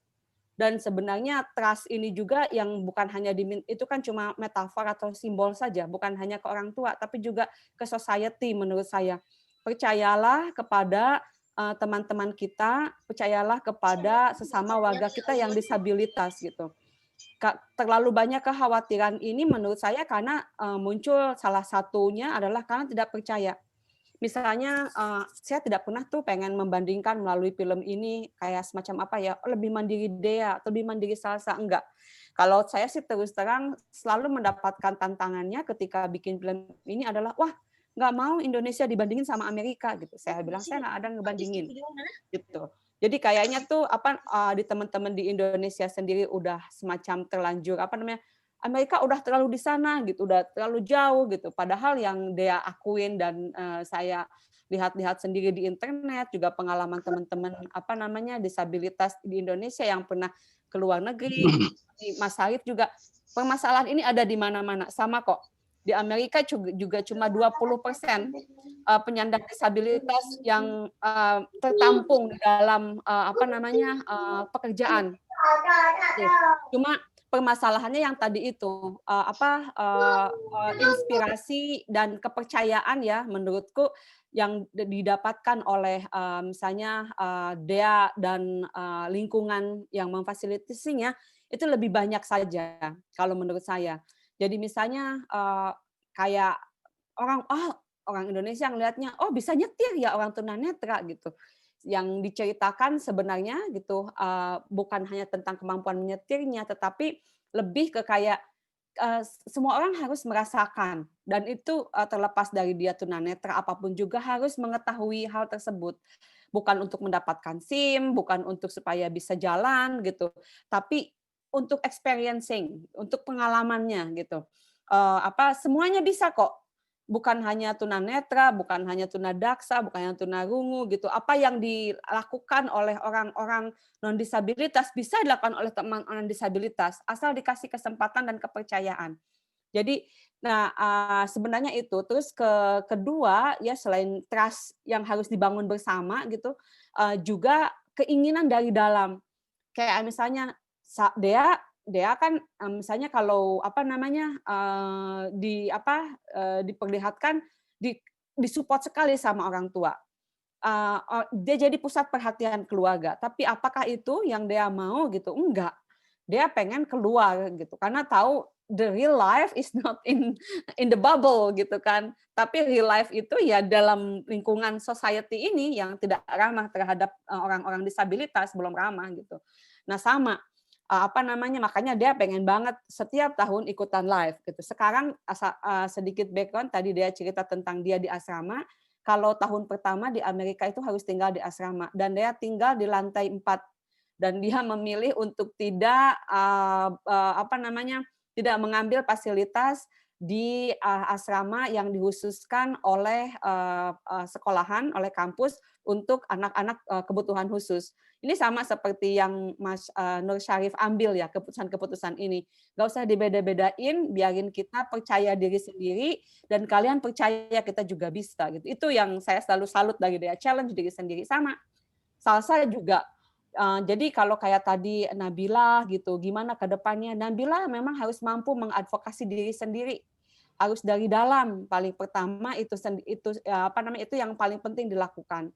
Karena kalau bukan kita, siapa lagi gitu. Terus seperti yang Salsa tadi bilang, kayaknya emang sulit, kayaknya seperti juga yang dia alami gitu, mendapatkan kepercayaan. Mungkin bagaimana caranya gitu? Kalau dari cerita sebelumnya saya ketemu dengan Mas Nur Syarif di diskusi sebelumnya gitu, ada di acara di kedai buku Jenny. Mas Nur Syarif juga bilang dia membuktikan kepada para guru di SMA-nya kalau dia bisa. Caranya gimana gitu? Nyeken bukunya. Dia udah nggak bisa lihat, dia nggak ada materi-materi pelajarannya, ya Mas Syarif, koreksi saya kalau salah, tapi dia bilang, saya harus scan ini, karena kalau enggak, saya tuh nggak dianggap ada. Saya ada di situ, tapi keberadaan saya dianggap seolah tidak hadir gitu. Itu kan apa namanya, benar-benar pembiaran, benar-benar pengucilan gitu. Dan itu terang-terangan. Yang dilakukan oleh Mas Syarif adalah membuktikan dirinya.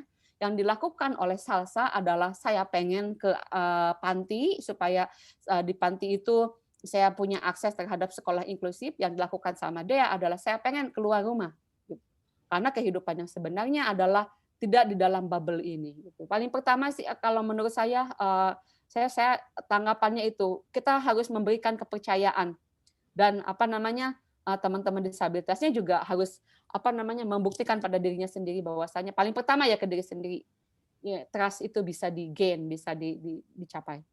Ya, terima kasih Teh Ucu. Nah ini Mbak Valen sudah masuk lagi. Tadi mati lampu ya Mbak Valen? Tadi ada kendala teknis sedikit. Terdengar ya Bang Yosa, Dengar. teman-teman suara saya? Ya baik.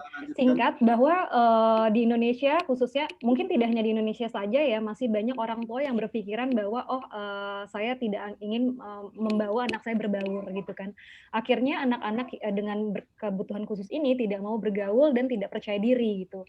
Bagaimana caranya adalah saya setuju yang tadi kata Mbak Ucu, orang tua harus memberikan kepercayaan dan juga kebebasan untuk si anak untuk bisa bergaul dengan orang-orang di luar sana seperti itu, agar kepercayaan dirinya timbul dan juga bisa mengerjakan segala sesuatu yang orang lain kerjakan seperti itu. Dan saya juga sebetulnya ingin stigma-stigma bahwa teman-teman yang berkebutuhan khusus ini rasa kasihan dan juga stigma-stigma yang itu dihilangkan, itu saya juga masih mencari tahu ini seperti apa, dan juga saya mohon dan mungkin ke depannya saya berharap bahwa stigma itu dapat dihilangkan. Tentunya pada lingkup keluarga dulu Bang, gitu, memberikan kepercayaan ke si teman-teman penyandang untuk dapat berkreasi bebas, akhirnya bisa juga timbul trust untuk bisa melakukan segala sesuatu sendiri seperti itu. Ya, terima kasih. Ini poinnya soal kepercayaan kepada penyandang disabilitas ya. Tadi ada satu pertanyaan dari Teh Ucu ya kepada Nur Syarif ya, Bang Nur Syarif. Ya, bisa saya tahu. Silakan. Ya, silakan Mbak. Baik. Saya juga ingin mengomentari terkait dengan tadi ada beberapa orang tua yang overprotective ya.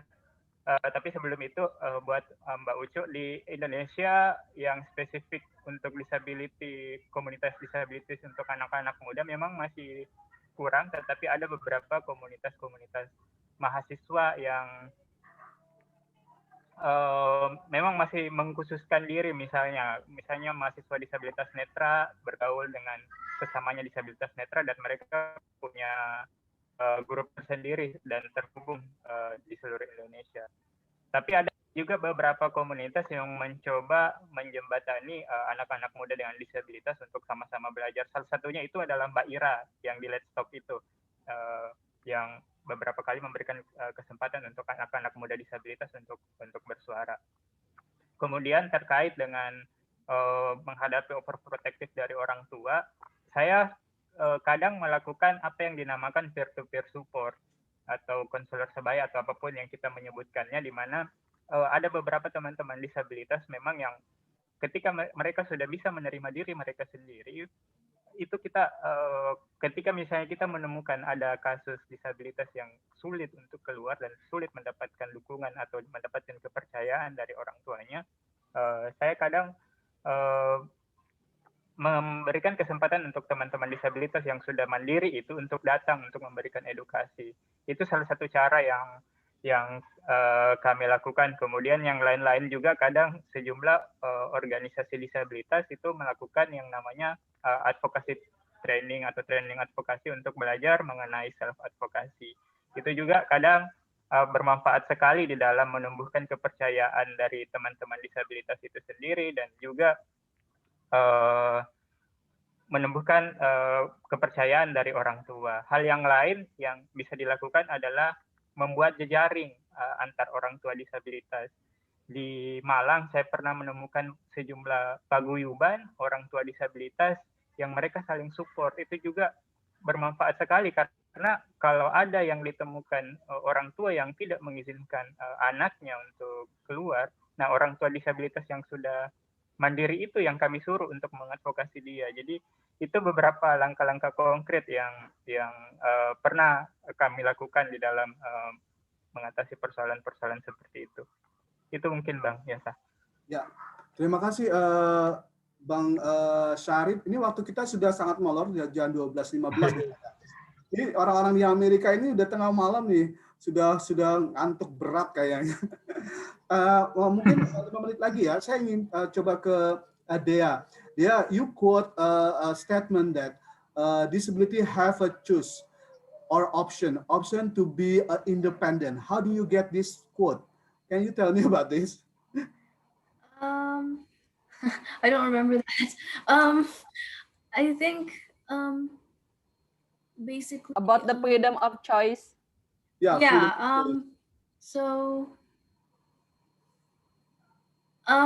It sort of connects to what I said earlier about how, so for example, so this semester for college, I technically might have the option to stay home and do all my classes online because all my classes that I registered for are online, and my roommate is actually staying home, so she's not coming back this semester. So like basically I have the choice. Do I want to stay home and do everything online and it's easy, or do I want to go back and practice living on campus so I don't forget how the campus is set up, like I don't forget how to walk around on the campus. So it really is about like you have to choose yourself what you want, what the long-term goal is. Oke. Ya, ini penting nih statement dari dia nih ya. Jadi dia punya pernyataan sendiri bahwa dia ingin memilih seperti itu. Di samping tadi soal percayaan kita tambahkan ya. Nah, kita sudah di bagian akhir kegiatan. Saya mau nambahin sedikit, ya. Boleh nggak? Saya ingin minta ke Mbak Teh Ucu nih, sabar Teh. Teh Ucu untuk memberikan tambahan sedikit, kemudian kata akhir itu bukan kata akhir apa ya. Jadi kayak statement akhir yang memotivasi kita nih terkait dengan pemutaran film ini sebetulnya apa nih yang diharapkan dari para publik ini. Silakan Teh. Aku mau nambahin Dea yang tadi statement sedikit. Jadi karena Dea, thank you Dea for choosing that option. Aku baru tahu kalau kamu jatuh memilih sendiri. Karena untuk menghafal orientasi dan mobilitas kampus itu kan nggak mudah. Sementara Dea diajar mendapatkan servis, jadi tinggal telepon sebenarnya kalau ada kebutuhan. Jadi kayak mahasiswanya Bang Syarif, kayak Dea Bang mahasiswa baru masuk gitu, dia bisa telepon orang servis dan rehabilitation center-nya di Virginia, bilang saya membutuhkan pelayanan untuk orientasi dan mobility di kampus saya. Maka dia akan diajarkan, saya lupa 3 jam ya Dea ya, in a week atau 3 kali in a week, saya sekitar hal seperti itu. Nah, kemudian dia harus menghafalkan orientasi dan mobilitas ke sekolah gimana, ruang kampus mata kuliah yang ini di mana, terus jalan ke asrama seperti apa. Dan betul kalau misalnya dia make sense, dia your choice make sense. Kalau misalnya dia tidak mempraktikkannya, maka apa namanya, pasti akan lupa. Hey, I'm surprised karena kamu suka praktek sekarang. Karena nanya tantangannya adalah harus sering-sering praktek dalam apapun memasak dan lain-lain. Oke, saya harap ini maksudnya tuh pemutaran untuk Alpai yang terakhir, bukan yang terakhir, maksudnya ini adalah menuju momen terakhir, maksudnya menjelang penutupan. Tapi teman-teman yang lain, ayo kita bisa terus menyambung distribusi Indonesia inklusif ini dengan menjadi pemutar. Dan bagi saya juga pengen pendek aja mengambil kesimpulan dari yang tadi itu, teman-teman, bila kita percaya pada dunia yang setara, kepada hak-hak yang harus kita punya, dan itu terkait seluruh umat manusia, maka tugas kita juga untuk membuat lingkungan menjadi lebih aksesibel untuk semuanya. Itu aja sih. Terima kasih. Ya, terima kasih Teh Ucu. Baik Bapak Ibu dan teman-teman sekalian, kita sudah di penghujung acara. Kalau saya tidak berani menyimpulkan, tapi dari diskusi tadi, kalau topiknya sejauh mana pendidikan vokasional sudah dipenuhi oleh penyandang disabilitas di Indonesia, tampaknya masih banyak pekerjaan rumah yang harus diselesaikan. Tadi soal fasilitas, kualitas guru, kemudian soal kemandirian. Nah, tadi kita diskusi banyak soal kemandirian. Di kolom chat sebetulnya masih banyak pertanyaan, tapi mungkin tidak bisa kita sampaikan pada kegiatan ini. Jadi kalau boleh nanti bisa disampaikan ke APAI ya, ada website APAI, kemudian juga kita punya sosial media lainnya. Terima kasih sebelumnya saya sampaikan kepada semuanya sudah bisa ikut acara ini. Saya mohon maaf nih kalau waktunya sangat singkat, dan saya mohon maaf jika ada kata-kata saya kurang berkenan di hati semua orang yang ada di sini. Saya berharap apa yang kita dapatkan dari hari ini bisa bermanfaat ke depan untuk kita, terutama untuk kita bisa merubah pandangan atau mindset terkait dengan penyandang disabilitas. Untuk itu saya akan serahkan kembali kepada Ibu MC, Ibu Kadek Doi untuk melanjutkan acaranya. Selamat siang dan terima kasih. Ya, terima kasih moderator kita, Bang Yosa, dan seluruh pembicara beserta tim film Sejauh Ku Melangkah, dan atas diskusi yang sangat luar biasa, bernas dan bernutrisi ya, menjadi penyemangat dan pengingat untuk kita agar terus melangkah dan tetap berkarya. Terima kasih juga saya ucapkan untuk juru bahasa isyarat Mas Randi, serta apresiasi yang setinggi-tingginya untuk seluruh hadirin yang sudah berpartisipasi pada acara hari ini dengan antusias. Dapat saya informasikan bahwa sertifikat akan diberikan setelah mengisi daftar hadir dan juga form evaluasi yang linknya sudah disebarkan di kolom chat oleh panitia. Nah, saat yang sangat dinanti-nantikan ini, selanjutnya panitia akan mengumumkan 3 peserta yang beruntung mendapatkan door prize berupa souvenir dari Alpai. Bagi petugas, disilakan. Kita akan tahu bersama-sama siapa yang beruntung pada hari ini. Oke, terima kasih Mbak Kadek. Saya akan mengundi 3 orang ya. Ini dari namanya, dari nama-nama yang masuk waktu pendaftaran. Nanti kita masih perlu mengkonfirmasi ulang yang kalau yang muncul kita harus mengkonfirmasi apakah hadir di ruangan ini gitu ya. Oke, kita mulai.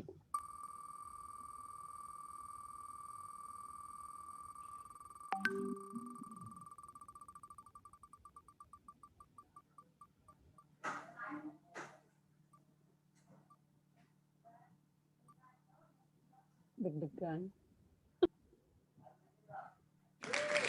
Kira-kira Regina Putri, apakah hadir di acara kita saat ini? Mbak Regina, bisa di-unmute suaranya? Halo? Regina? Ada enggak? Saya dibantu ngecek dong. Hadir dia, hadir. Hadir ya? Oke. Berarti, hadir tadi. Hadir. Yang door prize pertama untuk Regina. Kita lanjutkan ya. Oke, silakan Pak D.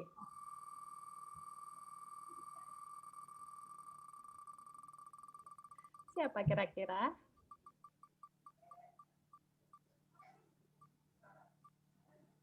Saya ikut deg-degan nih, Mbak Kadek.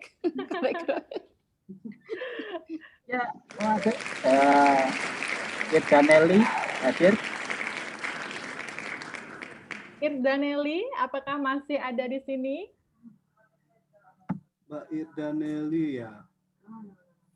Kita hitung ya. 1, 2, 3. Nggak ada. Kalau nggak ada kita Sepertinya tidak hadir. kita drop ya. Kita lanjut untuk yang kedua ya, bentar. Ya, kita masih punya 2 souvenir lagi.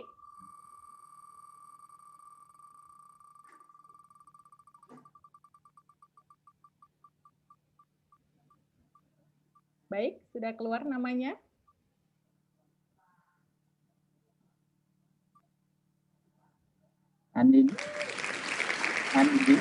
Anindita Putri, hadirkah? Anindita Putri, sepertinya tadi ada.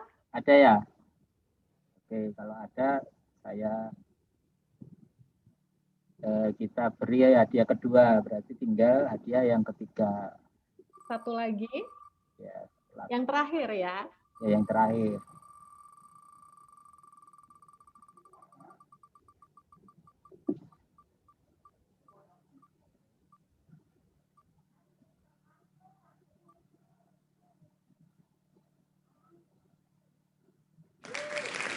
Sofiatun hadirkah?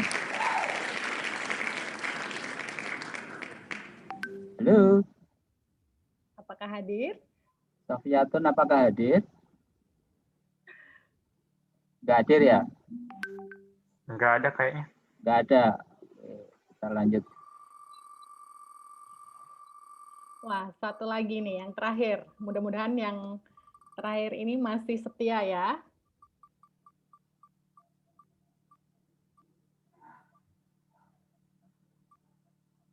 Wah, Mbak Mira dapat ini. Siapa Pak De? Mbak Mira dapat Mbak Mira. Oh, Bu Mira, halo. Ya, kita udah dapat 3 pemenang. Baik. Nanti dari panitia akan mengirimkan souvenir dari Alpai. Begitu, ya. Terima kasih. Terima kasih Pak De Sabto sudah memandu acara door prize yang cukup menegangkan ya. Nah, untuk teman-teman semuanya yang tadi sudah disebutkan namanya, nanti akan dihubungi oleh panitia berkaitan dengan penyerahan door prize. Sebagai dokumentasi kebersamaan kita hari ini, pas nenganu. Ya, mari kita tandai dengan foto bersama. Silakan untuk teman-teman yang berkenan untuk videonya di on-kan dulu. Kita akan mendokumentasikan kebersamaan kita hari ini. Teh Ucu ini ya, jadi ikut ngeronda ya. Semoga sehat-sehat di sana. Dea juga sehat dan dalam situasi yang aman dan nyaman. Gimana Pak De, sudah siap untuk ya, udah siap. Kita mulai ya. 1, silakan. 2, 3, senyumnya yang manis. Bentar. Belum nih, masih baru ada yang masuk. Oh ya, masih baru. Oke, lanjut lagi ya. Boleh, banyak. 1, 2, 3. Oke, ini masih ada 2 halaman.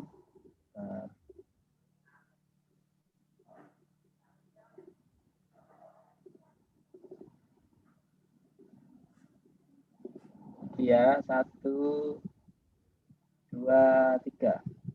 Oke, terima kasih. Iya, terima kasih Pak De. Saya mengingatkan kembali Alpai semuanya. Terima kasih, iya, untuk teman-teman yang ingin mengadakan pemutaran dan diskusi film Sejauh Ku Melangkah di komunitas Anda, silahkan untuk klik link atau tautan yang akan dikirimkan di kolom chat, bisa mengisi data di sana. Kemudian kami juga menginformasikan untuk mengikuti webinar dengan tema Indonesia Inklusif, penerimaan integrasi inklusi kesempatan untuk semua pada tanggal 20 Februari tahun 2021.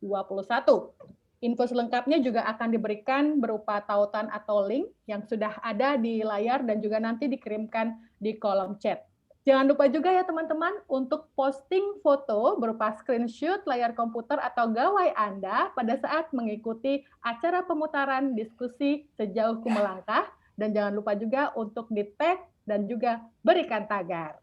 Nah, informasi yang lebih lengkapnya akan kembali dikirimkan di kolom chat. Dan tidak bosan-bosannya saya mengingatkan untuk mengisi daftar hadir, dan juga form evaluasi, karena ini yang nantinya akan digunakan untuk konfirmasi pengunduhan sertifikat partisipan. Nah, untuk menutup acara pada hari ini, saya akan mengundang perwakilan dari ALPAI kepada Bang Suparladlingga, disilakan Bang. Ya, terima kasih Mbak Doi yang luar biasa MC kita hari ini. Senang sekali akhirnya kita bisa mengakhiri acara nonton bareng film Sejauh Ku Melangkah dan diskusi webinar tentang sejauh mana pelatihan dan pendidikan vokasional ya memenuhi hak penyandang disabilitas. Sungguh film yang luar biasa. Saya sendiri waktu menonton tadi sampai begitu emosional ya. Film ini kembali mengingatkan kita ya, para stakeholder yang terkait, bahwa memang perjuangan bagi teman-teman kita penyandang disabilitas untuk bisa tetap hidup berinteraksi dan juga mengembangkan kapasitas mereka, potensi mereka. Karena kita tahu banyak sekali potensi teman-teman kita yang penyandang disabilitas dan mereka adalah bagian kita. Sehingga memang semua pihak, stakeholder terkait harus memberikan perhatian dan juga mau bersama-sama bergandeng tangan untuk mendukung teman-teman kita yang penyandang disabilitas sama seperti kita juga berjuang untuk mengembangkan potensi kita. Ya. Jadi secara struktural, kultural tentu ini sangat menantang. Tadi ada perbandingan antara di Amerika dengan Indonesia, saya pikir memang di satu sisi perbandingan penting ya. Kalau orang ingin melangkah maju tentu butuh perbandingan. Di sisi lain juga kita harus melihat konteks lokal dan negeri kita. Gitu ya. Saya ingat pengalaman ketika magang di Lowell Community Health Center di Massachusetts, beberapa fasilitas pelayanan kesehatan di Amerika juga mungkin sudah berusaha, tapi itu juga belum maksimal, apalagi dibandingkan dengan negara kita tentunya. Kita punya Undang-Undang Nomor 8 Tahun 2016 tentang penyandang disabilitas, bahkan sekarang saya tahu bahwa seleksi Komisi Nasional Disabilitas sedang berjalan ya, tapi memang tidak dikasih sampai ke tataran bawah. Menerapkan di tingkat praksis di lapangan sampai ke level daerah itu tentu akan sangat menantang dan butuh komitmen dari berbagai pihak. Jadi terima kasih kepada Bu Ucu Agustin, Kak Andrea, ya Kak Sasa tidak bisa hadir juga, teman-teman dari ALPAI, para pembicara yang luar biasa, MC luar biasa, moderator luar biasa. Semoga juga kegiatan ini bisa tetap ditindaklanjuti dan ALPAI berkomitmen untuk mendukung lingkungan yang memang benar-benar ramah dengan penyandang disabilitas dan berkomitmen juga untuk berjuang bersama teman-teman penyandang disabilitas agar memperoleh hak yang setara dengan teman-teman non-disabilitas terkait dengan pendidikan, kesehatan, pelayanan umum, dan sebagainya. Dan kita berjuang bersama-sama untuk itu. Terima kasih banyak. Saya akhiri acara ini dengan ucapan wassalamualaikum warahmatullahi wabarakatuh. Waalaikumsalam warahmatullahi wabarakatuh. Ya, dengan disampaikannya penutup tadi, maka berakhir pula acara untuk hari ini. Saya Kadek Doi, mewakili panitia yang bertugas mengucapkan terima kasih untuk atensinya. Kami mohon maaf apabila ada hal-hal yang kurang berkenan selama penyelenggaraan acara. Sampai jumpa pada acara ALPAI selanjutnya. Selamat melanjutkan aktivitas kembali. Selamat istirahat ya untuk yang di Amerika. Salam ALPAI. Terima kasih. Terima kasih semua. Terima kasih semuanya. Terima kasih. Dea, terima kasih.